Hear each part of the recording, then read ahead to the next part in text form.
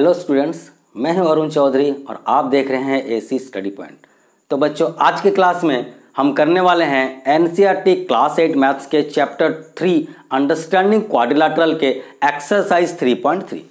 इससे पहले वाली क्लास में हमने ऑलरेडी नंबर 1 से नंबर 8 तक सॉल्व कर लिया था और आज जो बाकी की जो नंबर्स है वो हम करने वाले हैं।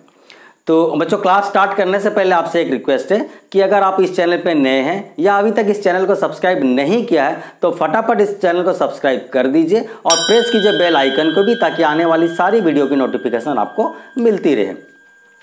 तो चलिए स्टार्ट करते हैं। हमारा आज का जो पहला नंबर है नंबर 9 से स्टार्ट करेंगे। तो यहाँ पर देखिए बच्चों, सवाल क्या है, in the above figure both risk and clue are parallelogram, find the value of x. यहाँ पर देखिए दो पैरेललोग्राम को यहाँ पर कंबाइन किया गया है।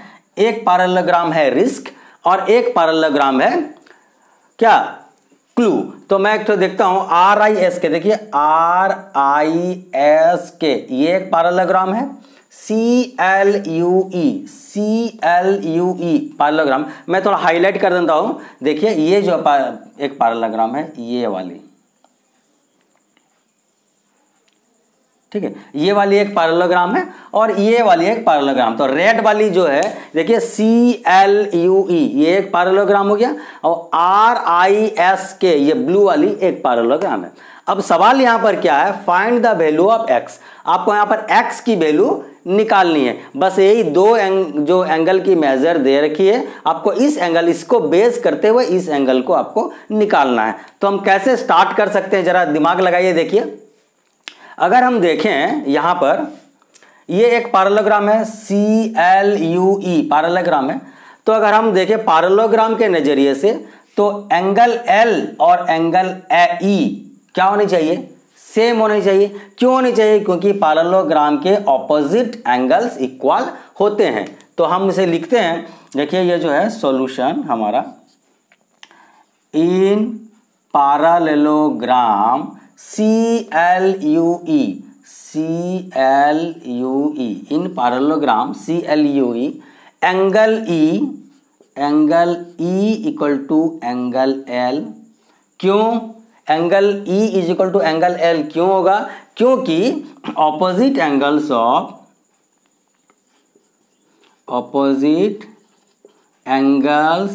ऑफ पैरेललोग्राम आर क्या, equal. Opposite angles of parallelogram are equal. तो ऑपोजिट एंगल पैरेललोग्राम का इक्वल होता है, ये हमें प्रॉपर्टी पता है। तो this implies that angle E equal to, ये जो एंगल E है इक्वल टू क्या हो जाएगी, L की वैल्यू है 70 डिग्री। तो यहाँ पर हमारा E की वैल्यू क्या आ गया, ये वाली जो वैल्यू है ये हमारा 70 डिग्री आ गया। अब हम इसे ट्रायंगल प्रॉपर्टी यूज करना चाह रहे हैं। देखिए बच्चों, x निकालना हो तो अगर किसी भी तरह से हम E और S की वैल्यू अगर पता कर लेते हैं तो E और S और x की ये वैल्यू को अगर हम ऐड करें तो वो 180 होनी चाहिए, क्योंकि ये एक ट्रायंगल है। ठीक है, इसे अगर हम एक नाम दे देते हैं, O दे देते हैं, सपोज ये O नाम दे देते हैं, तो हमारा EOS एक ट्रायंगल हो जाएगा। और हमें पता है कि ट्रायंगल की क्या, ऑल एंगल जो होते हैं उसकी सम की जाए तो 180 होती है। तो हमारा मकसद यहाँ पर क्या रहेगा, एंगल E और एंगल S की वैल्यू निकालना, तभी जाके हम X की वैल्यू निकाल पाएंगे। तो हम तो अभी E की वैल्यू निकाल चुके हैं, अब हम S की वैल्यू निकालना चाह रहे हैं। तो अब हम देखते हैं, थोड़ा ध्यान लगाइएगा, इन पैरेललोग्राम RISK इन पैरेललोग्राम RISK। देखिए यहाँ पर तो इसने कह रखा है रिस्क भी एक पैरेललोग्राम है, तो पैरेललोग्राम है तो पैरेललोग्राम का हमें फायदा उठाना है, हम उसे प्रॉपर्टी का यूज करेंगे।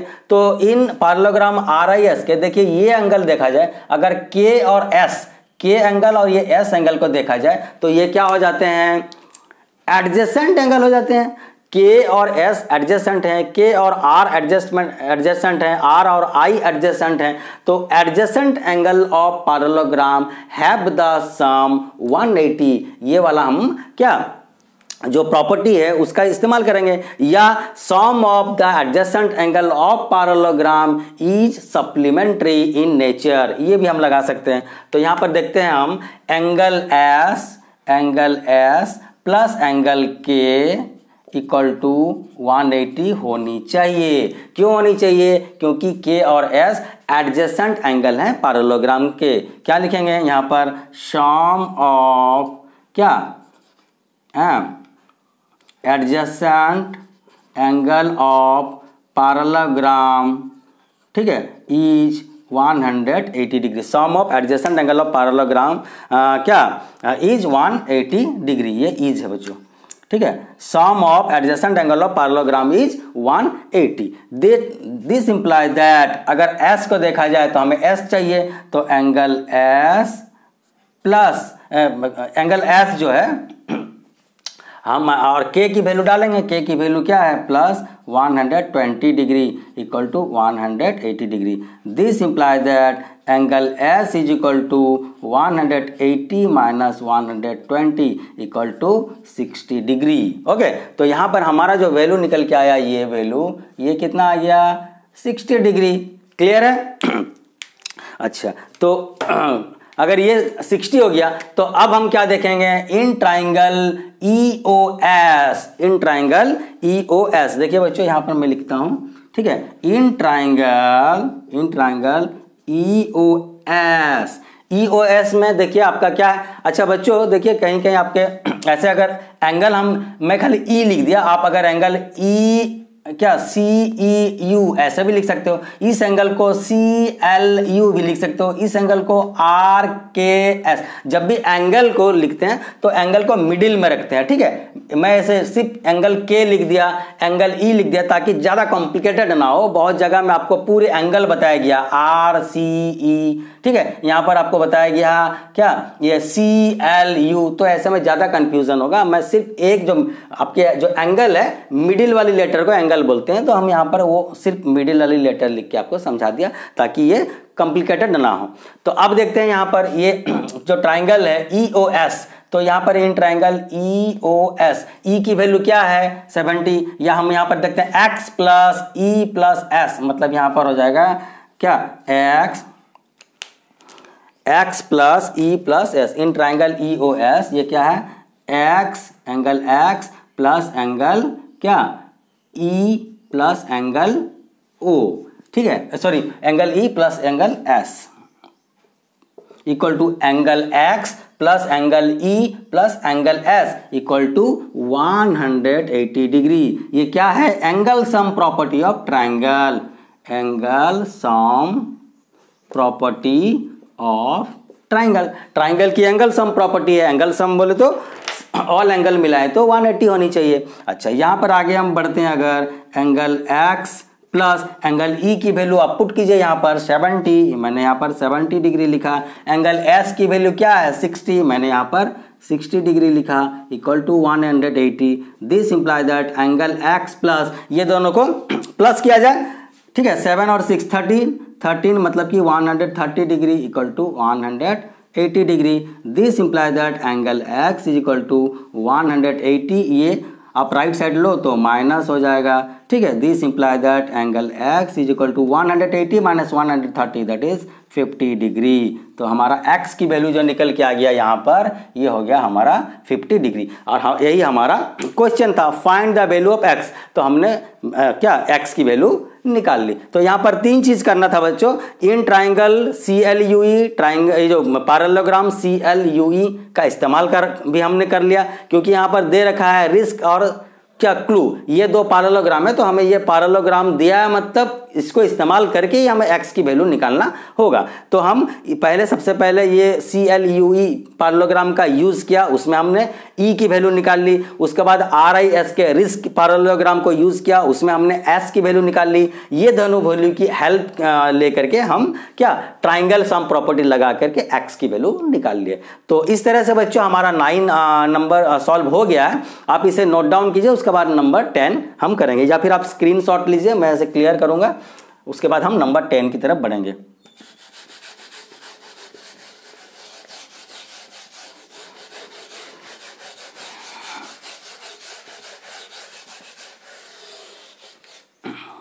अच्छा चलिए नंबर 10 देख लेते हैं।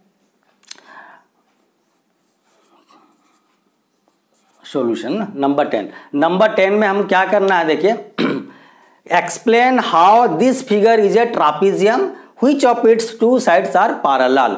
यहाँ पर हमें बताना है कि ये जो फिगर है ये तो पैरेललोग्राम नहीं है, जाहिर सी बात है दिख रहा, लेकिन क्वाड्रिलेटरल है। हमने क्वाड्रिलेटरल में पैरेललोग्राम पढ़ा था और काइट पढ़ा था, ट्रापीजियम भी पढ़ा था, तो उसका हम प्रॉपर्टी यूज करेंगे यहाँ पर।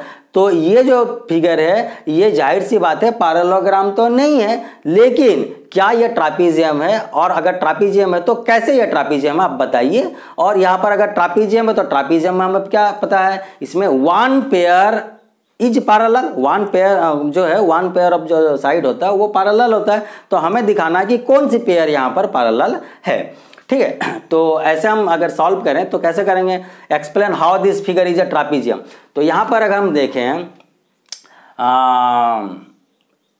हियर हम लिख लेते हैं here angle L plus angle M अगर देखें तो इक्वल टू क्या होता है, angle M plus angle L equal to L की वैल्यू है 80 डिग्री और M की वैल्यू है 100 degree, this equal to 180 degree हो गया बच्चों।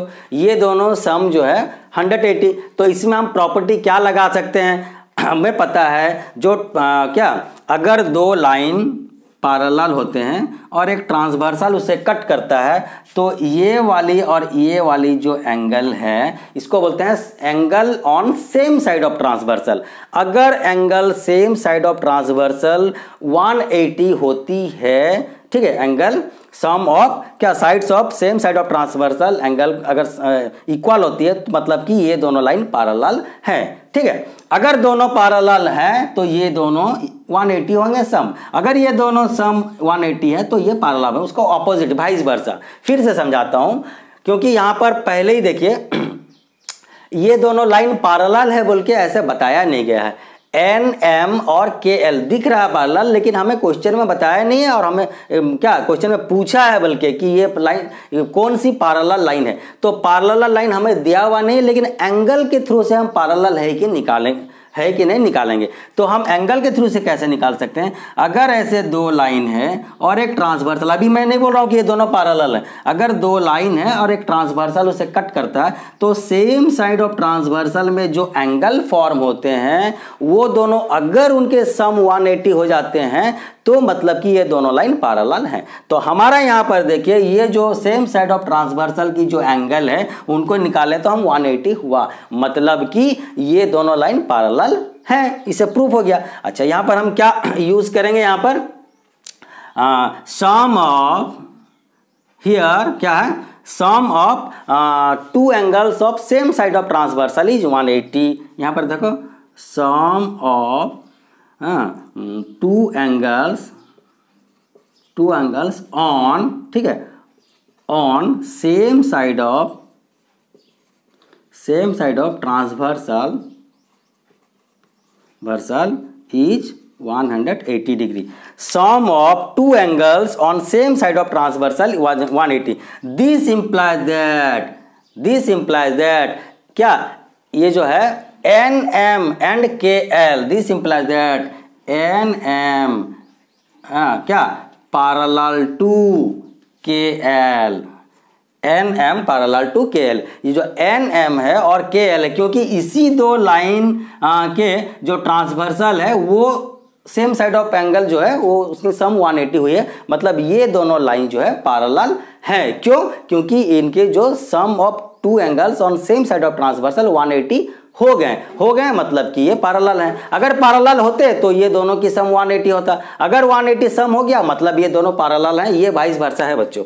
तो यहाँ पर सवाल था यहाँ पर explain how this figure is a trapezium which of its sides are parallel. अगर यहाँ पर हम पता कर लें कि NM और KL पैरेलल हैं, मतलब कि ट्रापीजियम के लिए क्या कंडीशन होनी चाहिए, ट्रापीजियम के लिए एक कंडीशन होनी चाहिए कि one side of one pair of क्या that quadrilateral must be parallel. तो यहाँ पर हमें पता चल गया कि एक पेयर तो पैरेलल है, ये वाली पेयर पैरेलल है, लेकिन ये वाली पेयर की कोई डाटा नहीं है, मतलब दिख भी रहा पैरेलल नहीं है, तो एटलीस्ट वन पेयर पैरेलल हो गया मैंने हमें ये क्या कंडीशन दे दिया ट्रापीजियम का। तो हियर दिस इंप्लाइज दैट ये जो है आपकी KLMN, यहाँ पर लिखो this implies that one pair क्या वन पेयर इज पैरेलल, यहाँ पे लिख सकते हैं दिस इंप्लाइज वन पेयर क्या one pair is parallel, one pair. यहाँ पर देखिए एन एम और के एल एक पेयर लाइन है और एन के और एम एल दूसरे पेयर, तो one pair is parallel, one pair is क्या है parallel, parallel. This implies that यहां पर हो गया क्या K L M N, K L M N is a trapezium. Okay, इसका मतलब कि के एल एम एम एक ट्रापेजियम है, क्योंकि यहाँ पर ऑपोजिट साइड पैरेलल पता चल गया और एक साइड जो है वो पैरेलल हमारा निकल के आता है। तो इस तरह से हमारा नंबर 10 भी सॉल्व हुआ। हमें यहाँ पर सॉल्व करना था कि ये ट्रापेजियम है कि नहीं बताइए, और अगर है तो कौन सी साइड पैरेलल है, तो हम यहाँ पर निकाल दिए कौन सी साइड पैरेलल है, एन एम और के एल, एन एम और के एल पैरेलल साइड है, ये हमारा यहाँ के आंसर निकल गया। और क्या ये ट्रापेजियम है, K L M N is a trapezium. तो यहाँ पर explain how this figure is trapezium, हमने एक्सप्लेन करके ये लिख लिया। तो बच्चों इसी की तरह हमारा देखिए अभी नंबर 9 और नंबर 10 सॉल्व होता है, आप इसे नोट डाउन कीजिए, उसके बाद मैं इसके जो और दो नंबर है 11 और 12 ये भी आज करा दूंगा। ओके, आप नोट डाउन कीजिए इसे। तो चलिए बच्चों अब हम देखते हैं नंबर 11। ओके, 11 में क्या है देखियो, find measure angle of C if A B and parallel to D C. यहाँ एक फिगर है, आपको बता दिया कि ए बी और डी सी ये पैरेलल है, ठीक है। तो ये डाटा को लेते हुए आपको सी एंगल निकालनी है। तो ये जस्ट नंबर 9 के उल्टा है। नंबर 9 में आपको एंगल दिया था, आपको पैरेलल है कि नहीं दिखाना था, यहाँ पर पैरेलल है, आपको एंगल दिखाना है, वही ट्रापेजियम वाला फॉर्मूला हम लगाएंगे। तो यहाँ पर देखिए नंबर 10 का जो है ये सॉल्यूशन अगर हम करें इसको तो क्या होगा, हियर गिवन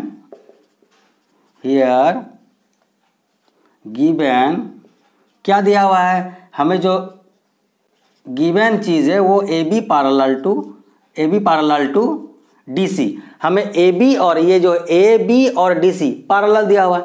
इसका मतलब अगर हम इससे देखें तो यहाँ पर angle C, this implies that angle C plus में एंगल बी इक्वल टू 180 होनी चाहिए। क्यों? क्योंकि ये दोनों जो है क्या माने जो एंगल है सेम साइड ऑफ ट्रांसवर्सल है। तो हम लोग यहाँ पर क्या लिख सकते हैं, interior angle on same side of transversal. Okay, interior angle on same side of transversal. अच्छा, वो अब मैं आप लिखता नहीं हूं कि हैज सम 180, आपको पता लग ही गया होगा, तो अब हर जगह लिखने की जरूरत नहीं है। ये क्या है, interior angle on same side of transversal. हमें पता है इंटीरियर एंगल की सम होती है तो वो 180 होनी चाहिए। दिस इंप्लाइज दैट अच्छा यहाँ पर हम मेंशन कर दूं क्या, देखिए जैसे ये है सम ऑफ इंटीरियर, यहाँ पर लिख सकते हैं हम sum of interior angle on same side of transversal is 180। चलिए मैं लिख दिया इसे, और भी क्लियर हो गया। क्या हो गया, क्या प्रॉपर्टी लगा रहे हैं, sum of interior angle on same side of transversal, sum of two interior angle, और थोड़ा डाटा क्लियर कर देते हैं, sum of two interior angle on same side of transversal is 180। मतलब ये सेम साइड देखिए यहाँ पर आपकी जो ए बी और डी सी ये एक पैरेलल लाइन है और ये जो है ट्रांसवर्सल है। तो ये जो दोनों एंगल हैं वो ट्रांसवर्सल के सेम साइड में है और क्या है, इंटीरियर है, मतलब इसके अंदर है। तो इंटीरियर भी है और ये दोनों सेम साइड में भी है। तो इनकी जब सम करते हैं तो 180 होते हैं। ये इस प्रॉपर्टी को हम लगा के ये दोनों एंगल एल और एंगल क्या सी, ये एंगल सी है, सॉरी एंगल सी और एंगल बी को हमने 180 कर लिया। This implies that angle C तो अपने जगह पे है, प्लस एंगल बी में हमारा वैल्यू कितना है 120 इक्वल टू 180 डिग्री।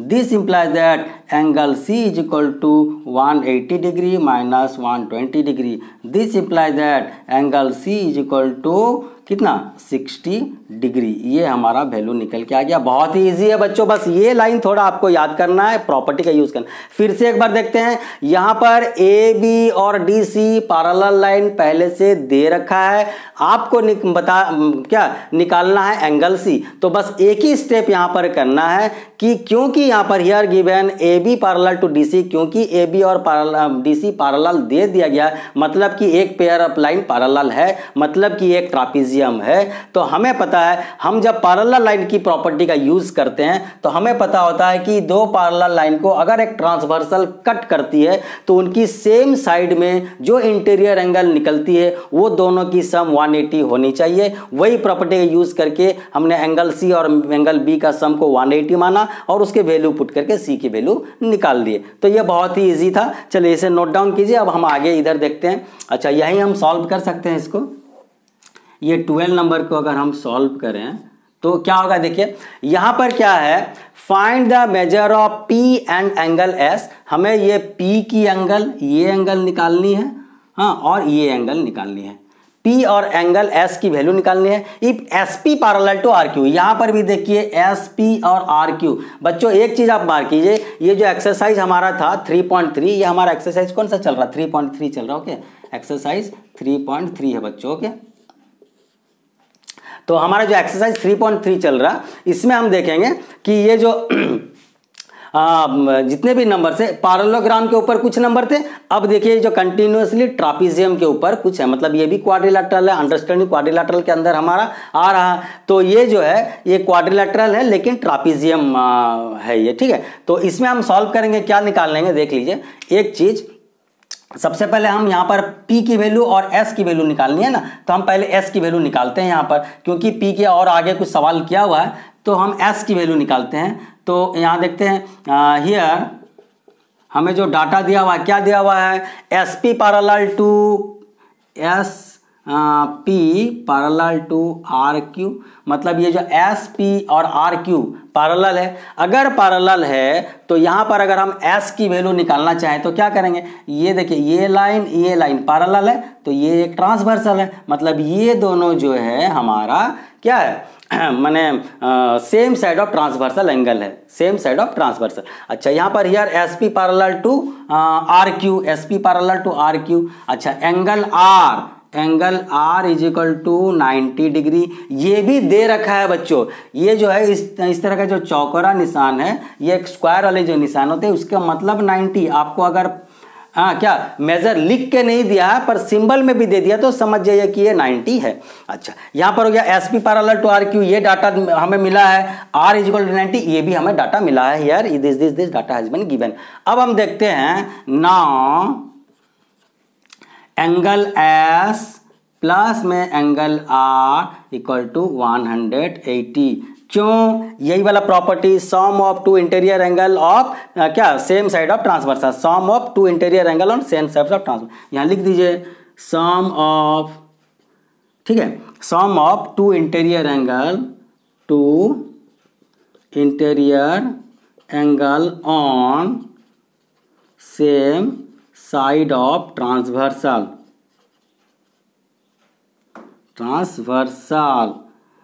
इज, ठीक है, 180। ये थोड़ा कहानी आपको लिखना पड़ेगा बार बार, ठीक है। Sum of two interior angle on same side of transversal is 180। आप थोड़ा संभाल लेना बच्चों हैंडराइटिंग को, ठीक है। अच्छा, दिस इंप्लाइज दैट क्या हो गया, एंगल S, यहाँ पर लिख angle S plus angle R क्या था 90, this is equal to 180। This implies that angle S is equal to 180 minus 90 degree. This implies that angle S is equal to 90 degree. ये हमारा वैल्यू निकल के आ गया, एंगल S जो है ये हमारा 90 डिग्री निकल के आ गया। तो हमें पता करना क्या था, यहाँ पर एंगल S की वैल्यू निकालनी थी। अब एंगल P की वैल्यू निकालनी है, एंगल P की भी हम निकाल लेते हैं। हम पहले P की निकाल के उसके बाद S की भी निकाल सकते थे, S की निकाल के उसके बाद भी P निकालेंगे, क्योंकि इसका P के लिए और एक सवाल है तो मैंने पहले S के लिए निकाला। अच्छा बच्चों देखिए, ये मैं थोड़ा क्लियर करता हूँ, ठीक है, स्पेस प्रॉब्लम की वजह से आप तो इसे लिख ही चुके होंगे। चलिए आगे देखते हैं। इसके बाद क्या है, ये लाइन के बाद इधर हमारा S की वैल्यू निकल आया। अब हम P की वैल्यू निकालना चाहते हैं। P की वैल्यू अगर निकालना चाहते हैं तो यहाँ पर देख लीजिए, अगर ये SP और RQ, यहाँ पर देखिए SP और RQ अगर पैरेलल है तो ये एक ट्रांसवर्सल है, ये एक ट्रांसवर्सल है, ठीक है। तो ये अगर ट्रांसवर्सल है तो हमारा जो क्या ये एंगल है, ये दोनों एंगल हमारा क्या फॉर्म कर रहे हैं, सेम साइड ऑफ ट्रांसवर्सल है। तो यहाँ पर फिर से लिखते हैं एंगल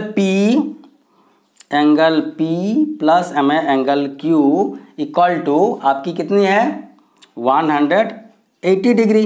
क्यों यहाँ पर है, फिर लिखते हैं यहाँ पर एंगल ऑन सेम, मैं आप शॉर्ट में लिखता हूँ angle on same side of transversal. ये तो आपको पता चली गया 180 होती है, बार बार 180 होती है, लिखने की जरूरत नहीं है। यहाँ पर लिखते हैं angle on same side of transversal,